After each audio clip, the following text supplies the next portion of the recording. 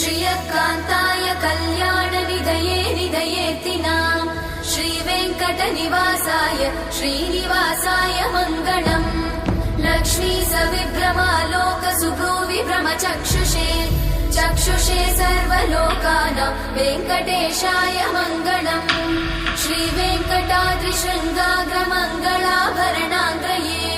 मङ्गलानां निवासाय श्रीनिवासाय मङ्गलम् सर्वावयव सौन्दर्य सम्पदा सर्वचेतसां सदा सम्मोहनायास्तु वेङ्कटेशाय मङ्गलम्